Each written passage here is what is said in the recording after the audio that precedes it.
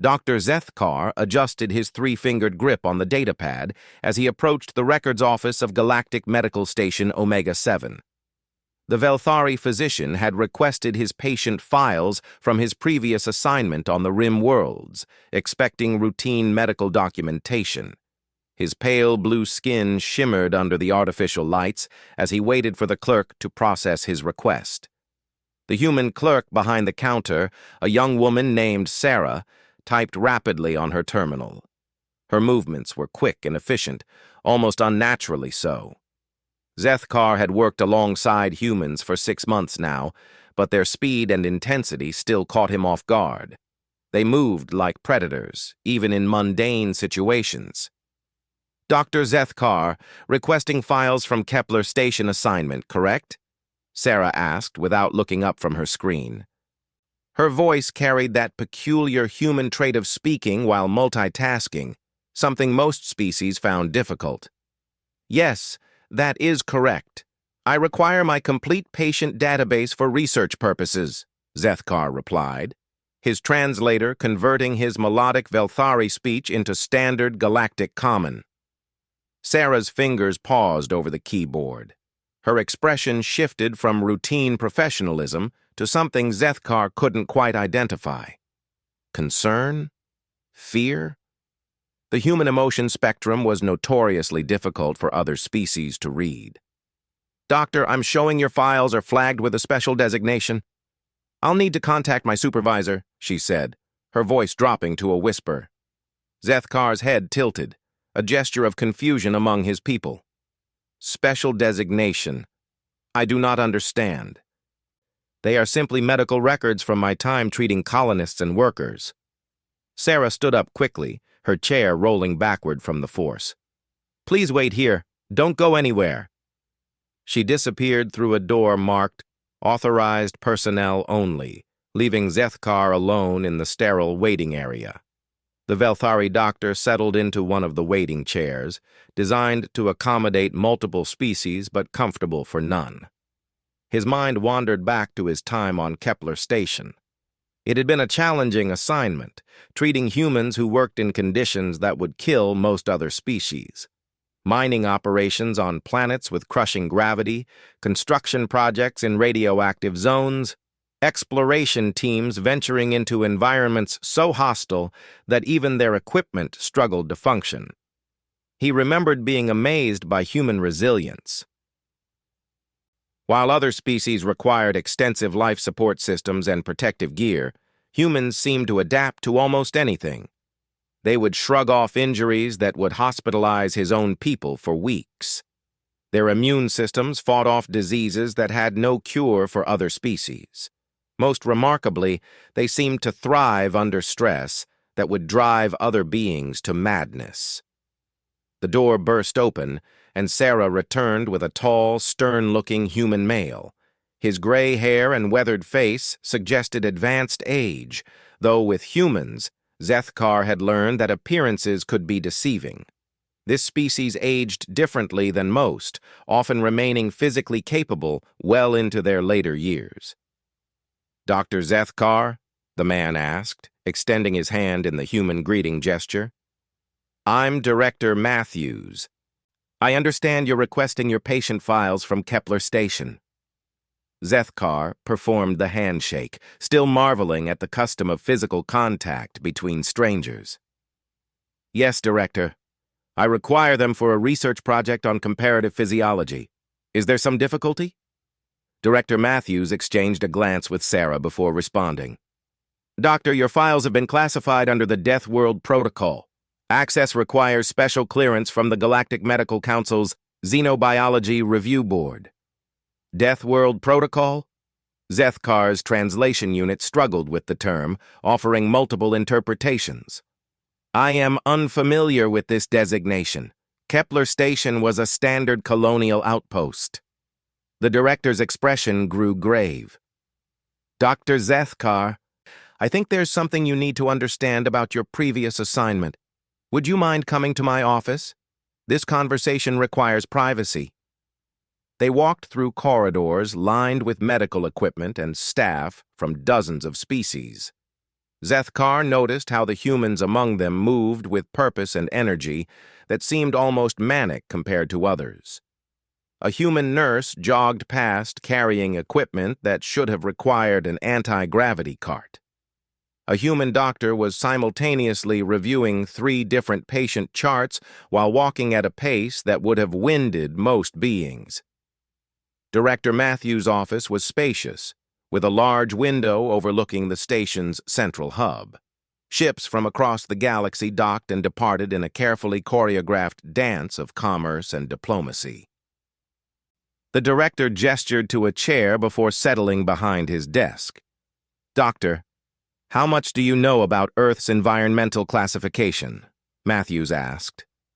Zethkar considered the question. "I know it is the human homeworld.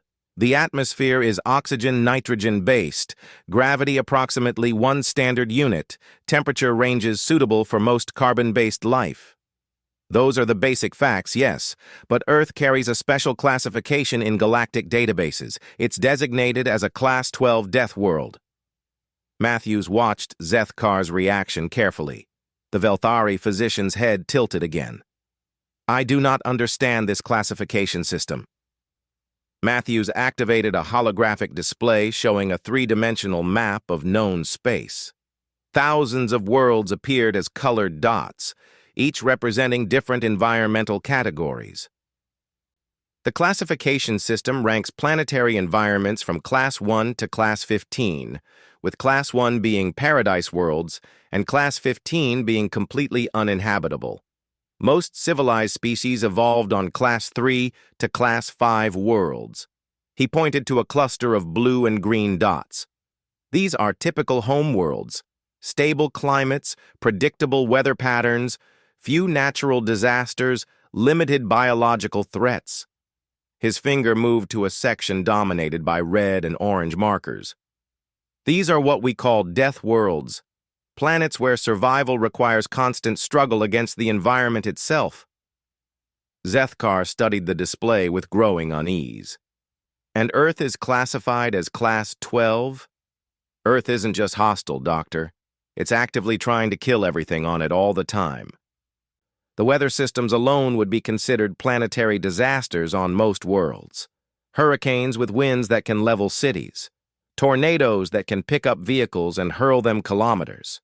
Earthquakes that split continents. Volcanic eruptions that can alter global climate for years." The hologram shifted to show Earth's surface, revealing massive storm systems, tectonic activity, and volcanic regions. But that's just the beginning. The planet is home to millions of species that have evolved to be apex predators, animals that can kill a human with venom, claws, teeth, or simple crushing force. Plants that are toxic to touch. Microorganisms that cause diseases we still can't cure completely. Zethkar felt his breathing becoming rapid. But humans evolved there. They adapted to these conditions. Exactly. Matthews leaned forward. "Doctor, you spent 6 months treating humans who were working in environments that would challenge military-grade equipment. You saw them operate in conditions that would incapacitate trained soldiers from other species. Did you never wonder why?" Images flashed through Zethkar's memory. Human workers continuing their shifts despite injuries that should have been debilitating. Colonists adapting to atmospheric conditions that required other species to wear full environmental suits. Exploration teams returning from surveys of planets where automated probes had failed to function. "I attributed it to individual resilience," Zethkar said quietly. "It wasn't individual, Doctor. It was species-wide. Humans aren't just tough by accident.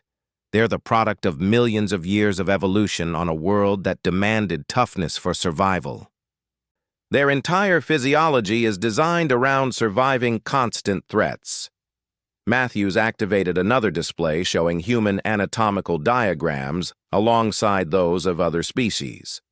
"Look at their cardiovascular system, hearts that can dramatically increase output under stress. Circulatory systems that can redirect blood flow to vital organs during trauma. respiratory systems that can function in atmospheric conditions that would suffocate other beings.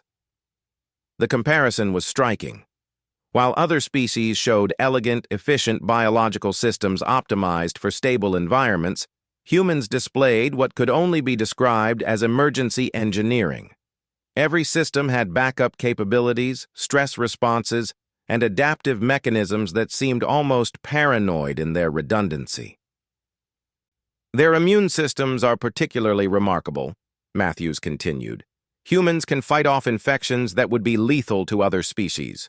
Their digestive systems can process organic matter that would be toxic to most life forms. Their skeletal and muscular systems can withstand physical stresses that would shatter other beings. Zethkar remembered treating a human construction worker who had fallen 3 stories onto concrete. The impact would have killed any Velthari instantly. The human had walked away with what he called a few bruises and returned to work the next day. But perhaps most remarkably, Matthews said, their psychological resilience. Humans can function under stress levels that would cause other species to suffer complete mental breakdown. They can adapt to horrific situations and not only survive, but continue to perform complex tasks.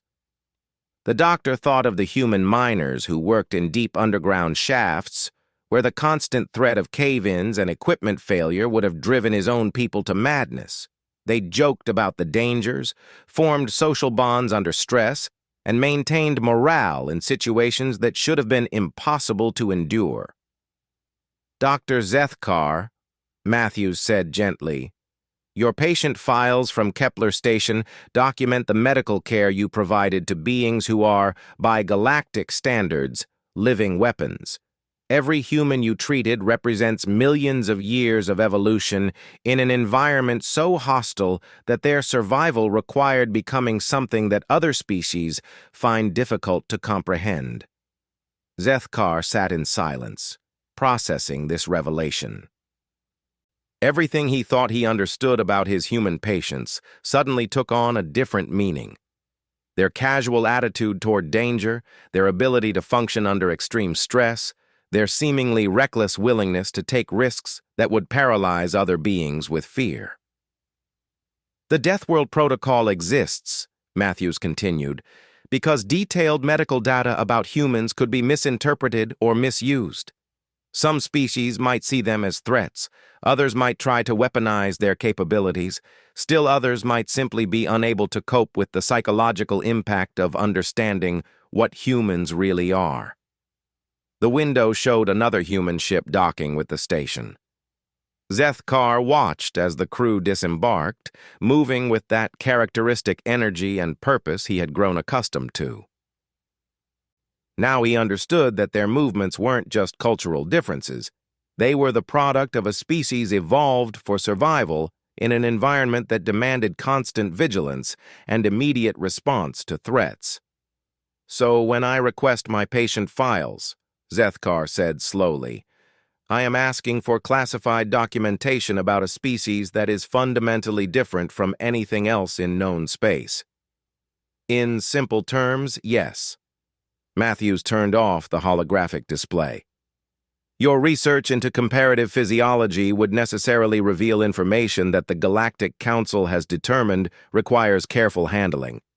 Not because there's anything wrong with humans, but because understanding their true nature requires context that most species aren't prepared for.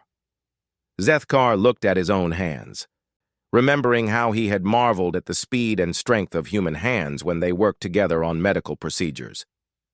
What must I do to access my files? The review board will need to evaluate your research proposal and determine whether the benefits justify the risks of disclosure. It's not impossible, but it requires extensive documentation and oversight. Matthews paused. Doctor, may I ask why this research is important to you? Zethkar considered his response carefully. During my time on Kepler Station, I observed medical phenomena that challenged everything I thought I knew about biological limits. If I could understand the mechanisms behind human resilience, It might be possible to develop treatments that could help other species survive in challenging environments. That's exactly the kind of research the Council wants to encourage, Matthews said, with the first smile Zethkar had seen from him. But it has to be done carefully, with full understanding of the implications. As Zethkar left the records office, his mind reeled with the implications of what he had learned. The humans he had worked alongside for months weren't just colleagues from another species. They were the evolutionary products of a world so dangerous that their very existence represented a victory against impossible odds. Walking through the station corridors, he observed human behavior with new eyes, their quick reflexes, their ability to multitask under pressure, their seemingly casual attitude toward danger. All of it suddenly made sense. They weren't being careless or reckless. They were simply operating according to instincts developed over millions of years of surviving on a world that killed anything that wasn't fast enough, tough enough, or smart enough to stay alive. The revelation was both terrifying and inspiring. If humans could evolve from such hostile conditions and still maintain their curiosity, their compassion, and their drive to explore and help others, what did that say about the potential for life in the universe? What other impossible survivors might be out there, shaped by environments that would seem like pure nightmare to most civilized species? Zethkar realized that his request for medical files had become something much larger. He wasn't just asking for documentation. He was asking for permission to study the impossible made real, to understand how life could not only survive but thrive under conditions that defied rational expectation. The Deathworld protocol suddenly seemed less like bureaucratic obstruction and more like a necessary safeguard. Some knowledge required preparation to understand. Some truths needed context to be accepted without fear. As he returned to his quarters, Zethkar began formulating his research proposal, knowing that he was requesting access to one of the galaxy's most remarkable secrets. The humans walking past him in the corridors were living proof that the universe was far more dangerous and far more wonderful than he had ever imagined. Dr. Zethkar spent the next 3 weeks preparing his research proposal for the Galactic Medical Council's Xenobiology Review Board. The more he researched human evolutionary biology, the more astounding the revelations became. Each data point seemed to contradict everything the galactic community understood about biological development. His quarters had become a research laboratory, with holographic displays showing comparative anatomical studies, environmental data from Earth, and preliminary observations from his time on Kepler's station. The Velthari physician had always prided himself on his scientific objectivity, but the evidence before him challenged every assumption about the limits of organic life. A soft chime indicated an incoming communication. The holographic projector activated, revealing Director Matthews' face. Dr. Zethkar, the review board has agreed to an initial consultation. They're sending a representative to discuss your proposal before formal submission. I appreciate their willingness to consider this research, Zethkar replied. When should I expect this representative? She's already here. Dr. Yantara Kess from the Altarian Medical Institute. She specializes in xenobiology and has clearance for Deathworld protocol materials. I've scheduled a meeting in Conference Room 7 in 1 hour. After the communication ended, Zethkar gathered his research materials and made his way through the station corridors. He noticed human crew members going about their duties with that same efficient intensity he had grown to recognize. A human engineer jogged past carrying equipment that should have required mechanical assistance.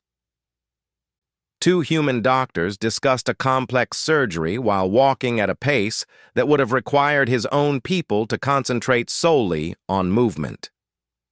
Conference Room 7 was located in the station's administrative section, designed for meetings between different species with adjustable atmospheric controls and multiple seating configurations. When Zethkar arrived, he found a tall, elegant Altarian woman studying data displays with focused attention. Dr. Yintara Kess possessed the typical Alterian features: elongated limbs, pale green skin with intricate silver markings, and large, dark eyes adapted for low-light environments. Her species was known for intellectual pursuits and had contributed significantly to galactic scientific advancement. If anyone could understand the implications of his research, it would be an Alterian. "Dr. Zethkar," she said, turning to face him. Her voice carried the melodic quality of her species, each word carefully modulated. "I have reviewed your preliminary research request. Your proposed study of human physiological adaptation is both ambitious and potentially problematic." They settled into chairs adjusted for their respective anatomies. Zethkar activated his portable display unit, projecting his compiled data into the room's holographic field. "Dr. Kess, my observations during 6 months of treating human patients have led me to believe that their species represents a unique evolutionary development that could benefit all galactic medicine." "I don't doubt your observations," Dr. Kess replied, manipulating the display to examine his data more closely. "What concerns the review board is the potential for misinterpretation of this information. Human physiology is already poorly understood by most species, and detailed medical documentation could lead to unfortunate conclusions." She gestured to an anatomical comparison Zethkar had prepared. "For example, this analysis of human pain tolerance and injury recovery rates. To a species that evolved in a stable environment, these capabilities might seem artificially enhanced or even impossible. Some might conclude that humans are using technological augmentation or genetic modification." Zethkar had considered this possibility.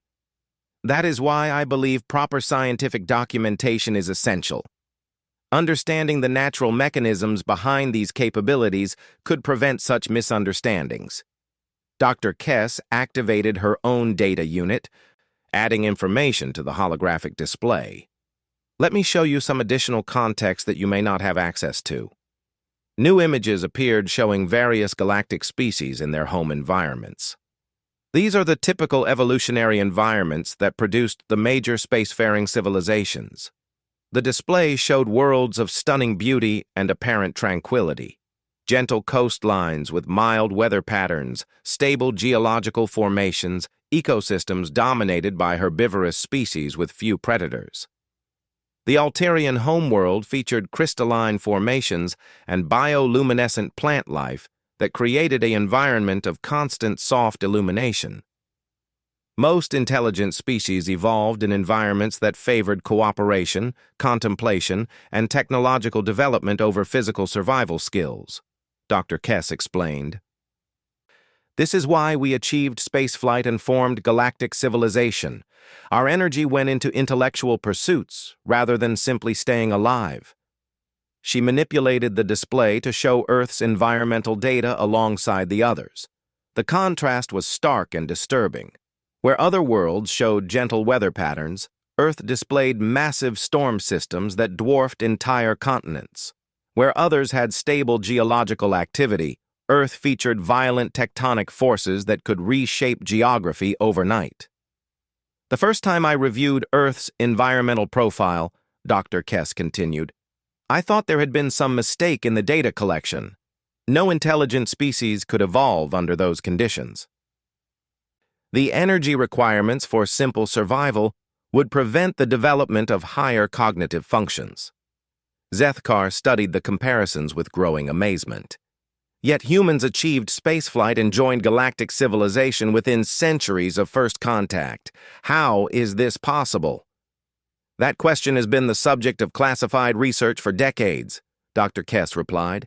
"The current theory suggests that extreme environmental pressure created a unique evolutionary pathway. Instead of developing purely intellectual capabilities, humans developed enhanced physical capabilities alongside cognitive advancement." She showed him brain scan comparisons between species. Human brains show unusual integration between areas responsible for physical coordination, stress response, and higher cognitive function. Most species show clear separation between these systems. Humans seem to have developed the ability to think clearly while under physical stress that would incapacitate other beings. Zethkar remembered human patients who had continued complex conversations while being treated for injuries that should have left them unconscious from pain. This explains their behavior under medical treatment. They maintained cognitive function despite physical trauma. Exactly. But this is where the situation becomes complicated, Dr. Kess said, her expression growing serious. Several galactic civilizations have expressed concern about human integration into galactic society. Some view their capabilities as potentially threatening. The holographic display shifted to show political maps and military assessments.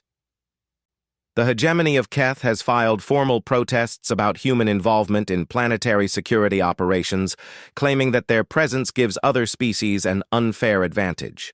The corporate federation has restricted human employment in certain industrial sectors, arguing that their physical capabilities constitute an unnatural competitive advantage. Zethkar felt a chill that had nothing to do with the room temperature.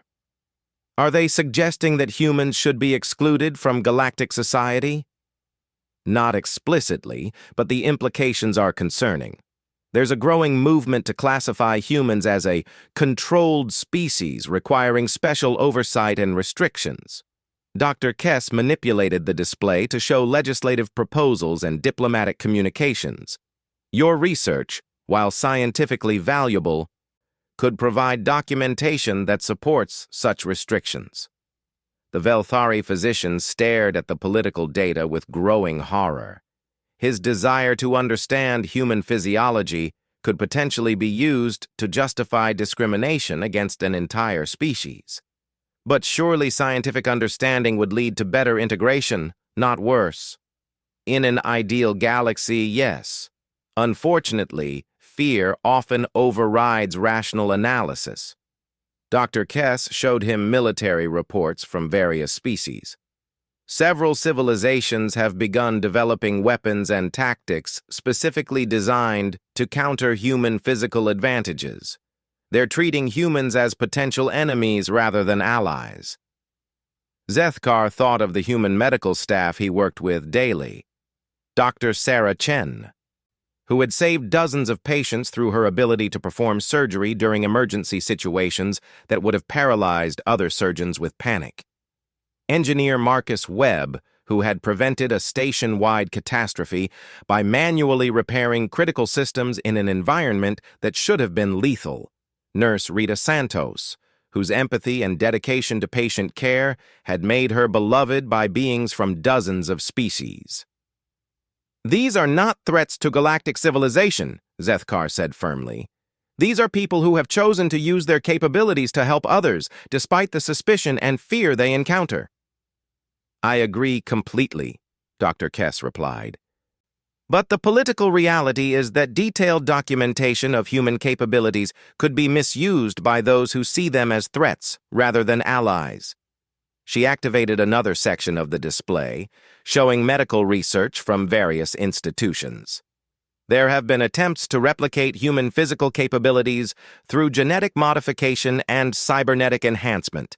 Most have failed catastrophically because they ignore the integrated nature of human evolutionary development. Images showed the results of failed experiments. Other species suffering organ failure, neurological damage, and psychological breakdown from attempts to enhance their physical capabilities without the supporting evolutionary framework. You can't simply add human endurance or strength to another species without also modifying their cardiovascular systems, nervous systems, skeletal structure, and psychological conditioning. The changes required would essentially transform them into something that was no longer their original species. Zethkar studied the medical data with professional interest and personal revulsion. These experiments were attempting to create artificial humans? In effect, yes. Several military organizations wanted to create soldiers with human capabilities but without human independence and moral autonomy. Dr. Kess's expression showed the same distaste Zethkar felt. The projects were discontinued after the psychological modifications required proved to eliminate the very qualities that make humans effective under stress. The holographic display showed psychological profiles comparing natural humans with the experimental subjects. Humans maintain empathy, creativity, and moral reasoning even under extreme stress. The experimental subjects became essentially biological machines capable of physical performance, but lacking the judgment and ethical framework that makes humans trustworthy allies. This revelation struck Zethkar with particular force.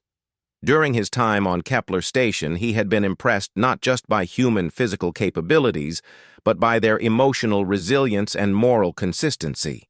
They maintained their principles and their concern for others, even in situations where survival might have justified selfishness. So the very qualities that make humans admirable also make them impossible to replicate artificially, Zethkar observed. Precisely. And this is where your research becomes both valuable and dangerous. Understanding human physiology could advance medical treatment for all species, but it could also provide a roadmap for more sophisticated attempts at artificial enhancement. Dr. Kess manipulated the display to show potential applications of Zethkar's research. Your observations about human injury recovery could lead to treatments that help other species heal faster. Your documentation of their stress response mechanisms could improve emergency medical protocols. Your analysis of their immune system adaptability could revolutionize disease treatment across the galaxy. The positive applications were impressive, offering benefits that could improve life for billions of beings across multiple species. But the same information could also be used to create more effective weapons against humans or more sophisticated attempts at creating artificial human-like capabilities. The review board faces a difficult decision, Dr. Kess continued. Denying access to your research prevents potentially revolutionary medical advances. Approving it creates risks that could destabilize galactic politics and potentially harm the humans we're trying to understand. Zethkar considered the dilemma from multiple perspectives. As a physician, he was committed to advancing medical knowledge that could help patients. As a galactic citizen, he had responsibilities to promote understanding between species. As someone who had worked closely with humans, he felt obligated to ensure that his research wouldn't be used to harm them. What if the research were conducted under strict controls, he suggested. Limited access, oversight by multiple species, specific safeguards against military or political misuse. That's one possibility the board is considering, but control systems can be circumvented, and information has a way of spreading beyond intended boundaries. Dr. Kess showed him examples of previous attempts at controlled scientific research. Several important discoveries in galactic history were supposed to remain classified, but eventually became public knowledge. She was right, Zethkar realized. Scientific information, once documented, had a tendency to proliferate regardless of intended restrictions. His research could eventually reach beings who would use it for purposes he never intended. There is another approach, Dr. Kess said carefully. Instead of documenting human capabilities in detail, you could focus on developing treatments and protocols that work for multiple species without explicitly revealing the mechanisms behind human physiology. This suggestion intrigued Zethkar. Practical applications without theoretical explanation? Exactly. For example, if you've observed that certain medical treatments work particularly well on humans, you could test whether modified versions of those treatments benefit other species. The research would advance medical practice without documenting sensitive information about human evolutionary biology. Zethkar saw the wisdom in this approach. He could advance medical knowledge while protecting the information that might be misused. His observations of human patients could guide the development of treatments that helped everyone without explicitly revealing what made humans unique. This would require a different research methodology, he said, thinking through the implications. I would need to work with patients from multiple species and focus on treatment outcomes rather than physiological analysis. The review board would be much more likely to approve such research. You could even work directly with human medical researchers, gaining their perspective and cooperation rather than studying them as subjects.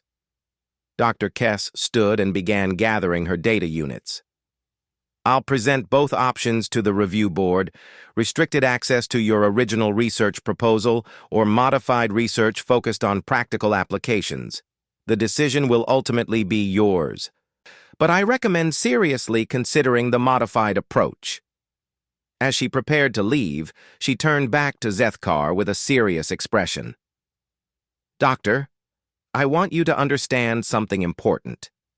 The humans you worked with on Kepler Station trust you. They shared their medical histories, allowed you to treat them, and accepted you as a colleague. That trust was based on their belief that you saw them as people, not as specimens to be studied. Her words carried weight that Zethkar felt deeply. You believe my original research approach might violate that trust. I believe that humans deserve to have control over how their capabilities are documented and shared. Including them as partners in research rather than subjects of study honors the relationship you built with them. After Dr. Kess left, Zethkar remained in the conference room, contemplating the choice before him. His original research could advance scientific understanding but potentially harm the humans he had come to respect. The modified approach would be slower and less comprehensive, but would protect both the knowledge and the people who possessed it. The decision, he realized, reflected the same values that made humans remarkable in the first place. Their willingness to prioritize the welfare of others even when it required personal sacrifice was precisely what made them trusted allies rather than feared enemies. Zethkar began revising his research proposal, choosing collaboration over documentation, partnership over study. If humans were indeed the products of a Deathworld, they had nonetheless chosen to use their capabilities in service of life rather than destruction. His research should honor that choice. 6 months later, Dr. Zethkar stood in the main laboratory of Medical Research Station Beta 9, watching his diverse research team analyze data from their collaborative study. The modified research approach had produced results that exceeded his most optimistic expectations, not just in medical advances but in galactic understanding. Dr. Sarah Chen, the human physician he had worked with on Kepler Station, manipulated a holographic display showing treatment outcomes across multiple species. Her quick, precise movements now seemed natural rather than alien to Zethkar. More importantly, her insights into human physiology had guided their research without requiring detailed documentation of sensitive information. The modified recovery protocols are showing remarkable success across all species groups, Dr. Chen reported.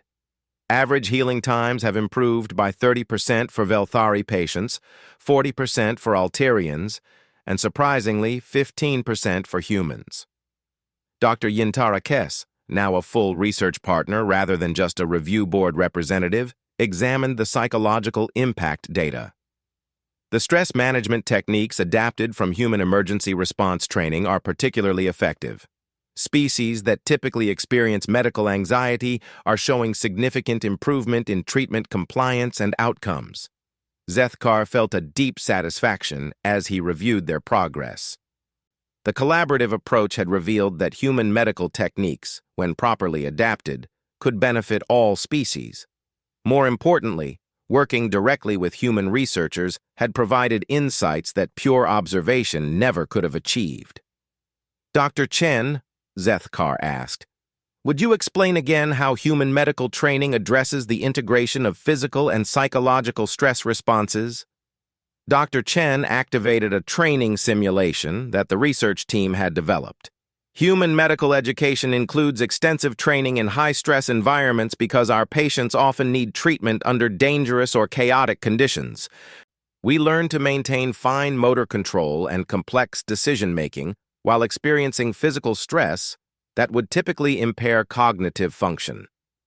The simulation showed medical scenarios that would challenge any species: treating patients during natural disasters, performing surgery while under time pressure, maintaining sterile procedures in contaminated environments. What amazed Zethkar was not just that humans could function under these conditions, but that they could teach others to do the same. The key insight, Dr. Chen continued, is that stress management isn't about eliminating stress, but about channeling it effectively. My species learned this because our environment demanded it, but the techniques can be taught to anyone willing to practice them. Dr. Kess added her own observations. The psychological conditioning protocols we've developed based on human training methods are showing success across all species. Patients who previously experienced panic during medical procedures are now able to remain calm and cooperative. Zethkar thought back to his original research proposal and the security concerns it had raised. This collaborative approach had achieved something much more valuable than documentation. It had created practical applications that improved medical care while building trust between species. A soft chime indicated an incoming priority communication. The holographic projector activated, revealing Director Matthews's familiar face, but his expression was more serious than usual. "Research team, I need to brief you on a developing situation that may affect your project." The team gathered around the communications station as Matthews continued. "We've received reports of a medical emergency on the mining colony of Zerion Prime. A geological disaster has trapped approximately 200 miners from multiple species in deep underground tunnels. The rescue operation is being complicated by environmental hazards that are challenging our standard medical response protocols." Dr. Chen immediately focused on the tactical aspects of the situation. "What kind of environmental hazards are we dealing with?" "Toxic atmospheric contamination, unstable geological conditions, extreme temperature variations, and radiation exposure from damaged equipment," Matthews replied. "The rescue teams are struggling to maintain life support while treating injured survivors." Zethkar recognized the type of environment that would overwhelm most species' emergency response capabilities. "Director, are you requesting our team's assistance?" "The colony administration has specifically requested human medical personnel because of their experience with hostile environment operations. However, they're also requesting medical consultants from other species to ensure the best possible care for all survivors." Dr. Kess exchanged glances with her colleagues. "Our research has focused on adapting human medical techniques for other species. This could be an opportunity to test our protocols under real conditions." "It would also be dangerous," Matthews warned. "The environment is challenging even by human standards. Other species would require extensive life support and protective equipment." Zethkar found himself considering the situation from a perspective he hadn't possessed a year earlier. Before understanding the reality of human evolutionary background, he would have viewed this as an impossible situation requiring purely technological solutions. Now he saw it as exactly the type of challenge that human-adapted medical protocols were designed to address. "Director," Zethkar said, "I believe our research team is uniquely qualified to assist with this emergency. We've developed medical protocols that combine human stress tolerance techniques with multi-species physiological knowledge." Dr. Chen nodded in agreement. "The environmental conditions on Zerion Prime are severe, but they're within the range of scenarios we've trained for. More importantly, our adapted protocols could help medical teams from other species function effectively in the rescue operation." Within hours, the research team was aboard a fast transport vessel heading toward Zerion Prime. The journey gave them time to prepare for conditions unlike anything most of the team had experienced. Zethkar found himself relying on stress management techniques adapted from human training, focusing on controlled breathing and mental preparation rather than allowing anxiety to overwhelm him. Dr. Chen used the travel time to brief the non-human team members on environmental hazards and emergency procedures. "The key to functioning in hostile environments is accepting that everything will be more difficult than expected and preparing redundant solutions for every critical task." Her explanation reminded Zethkar of the philosophical implications of their work. Humans didn't just survive in hostile environments. They developed systems and techniques that allowed others to survive as well. Their evolutionary advantages were being used to lift up other species rather than dominate them. Xerion Prime's mining colony was a testament to multi-species cooperation, with facilities designed to accommodate the environmental needs of dozens of different civilizations. The geological disaster had damaged much of the infrastructure, leaving the underground mining complex partially collapsed and contaminated with toxic gases from ruptured processing equipment. The Rescue Command Center was a scene of controlled chaos, with emergency coordinators from multiple species working to organize relief efforts. Zethkar noticed immediately that the human coordinators moved with purpose and efficiency despite the obvious stress of the situation, while representatives from other species showed visible signs of anxiety and fatigue. Commander Torres, the human in charge of rescue operations, briefed the medical team on the situation. "We have approximately 200 survivors in 3 separate sections of the underground complex. The main challenge is that each section has different environmental hazards requiring specialized medical approaches." She activated a 3-dimensional map of the mining complex, highlighting the trapped areas in red. Section A has atmospheric contamination requiring respiratory support. Section B has structural instability with ongoing cave-in risks. Section C has radiation exposure from damaged processing equipment. Dr. Kess studied the map with growing concern. Each section would typically require specialized teams with species-specific equipment and training. Coordinating rescue operations across all 3 simultaneously seems impossible. "Under normal circumstances, you'd be right," Commander Torres replied, "but we're not dealing with normal circumstances. We need medical teams that can adapt quickly to changing conditions and continue functioning under stress." This was exactly what their research had been preparing for, Zethkar realized. The collaborative protocols they had developed were designed for situations where standard medical procedures would be inadequate. Dr. Chen examined the tactical situation with the systematic approach Zethkar had learned to recognize in humans under stress. "We'll need to establish mobile medical stations at each site with teams trained in our adaptive protocols. The key will be maintaining communication and coordination despite the environmental challenges." Over the following 18 hours, the medical team worked under conditions that tested every technique they had developed. Zethkar found himself treating patients while wearing environmental protection gear that limited his mobility and vision, communicating through translation systems disrupted by electromagnetic interference, and making critical medical decisions while structural collapse threatened their safety. The human-adapted stress management techniques proved invaluable. Instead of becoming overwhelmed by the chaos, the multi-species medical teams maintained their effectiveness by accepting the difficult conditions and focusing on what they could control. Dr. Kess later described it as the most intense and productive medical experience of her career. In Section A, they treated survivors of atmospheric poisoning using modified respiratory protocols that had been adapted from human high-altitude medicine. The techniques allowed patients from species with different respiratory systems to benefit from treatments originally developed for human physiology. Section B required performing medical procedures while constantly monitoring structural stability. The human approach to working under time pressure proved essential, as medical teams had to complete treatments quickly while being prepared to evacuate at any moment.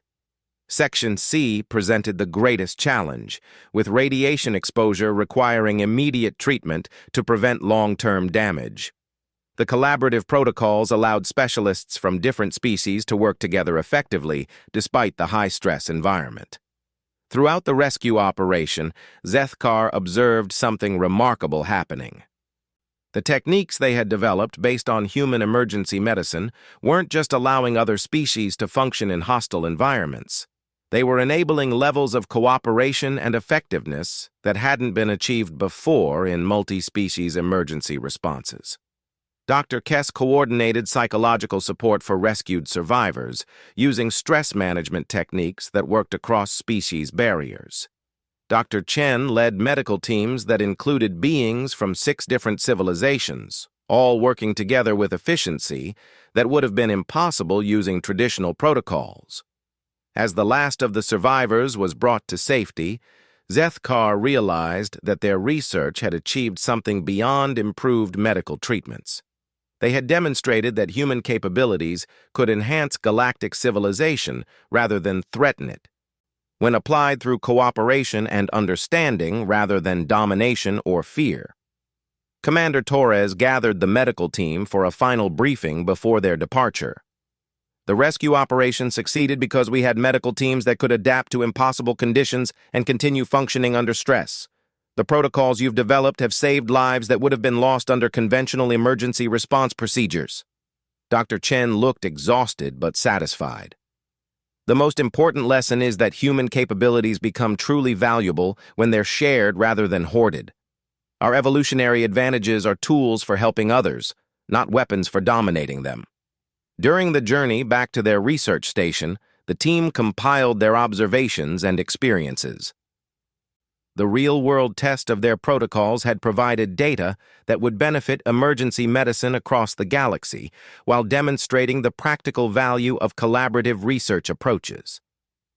Zethkar found himself reflecting on the journey from his original request for medical records to their current success. The Deathworld protocol had initially seemed like an obstacle to scientific understanding, but it had ultimately led to something more valuable than documentation: genuine cooperation and mutual benefit. Dr. Zethkar, Dr. Kess said as they reviewed their final report, your original research proposal sought to understand human capabilities through detailed analysis of their physiology. Do you feel that this collaborative approach has provided the understanding you were seeking? Zethkar considered the question carefully.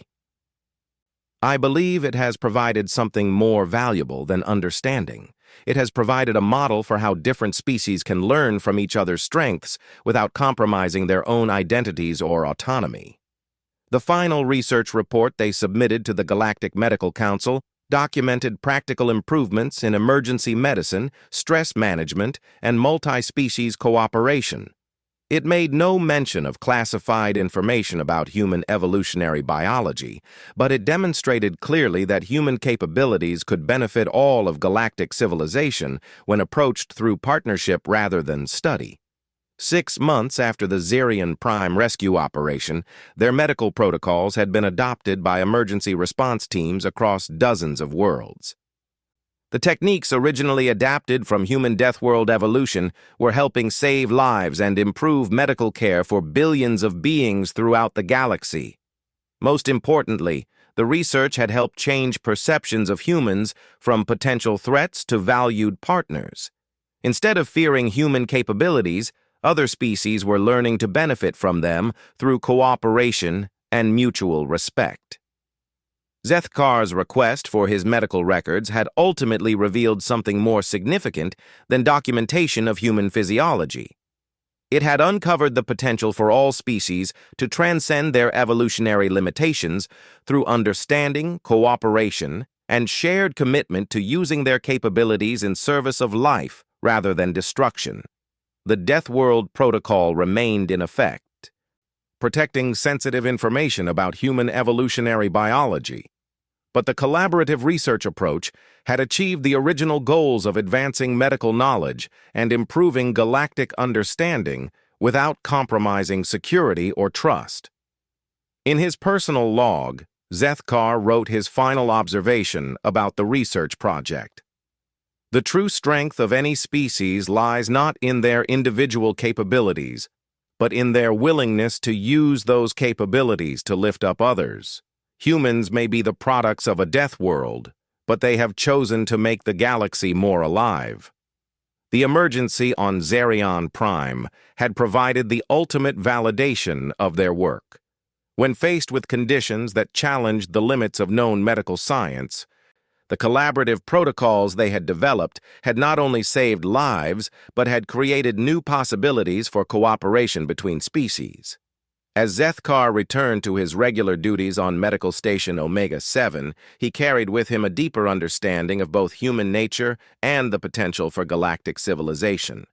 The beings he worked alongside daily were no longer mysterious aliens with inexplicable capabilities, but partners whose unique strengths complemented and enhanced the abilities of all species. The records he had originally requested remained classified under the Deathworld Protocol, but the knowledge he had gained through collaboration had proved far more valuable than any documentation could have provided. Understanding, he had learned, came not from studying others, but from working with them toward common goals. The galaxy was indeed a dangerous place, filled with challenges that tested the limits of survival and endurance. But it was also a place where different species could learn from each other's strengths, support each other's weaknesses, and create solutions that none could achieve alone. In the end, that was the most important discovery of all.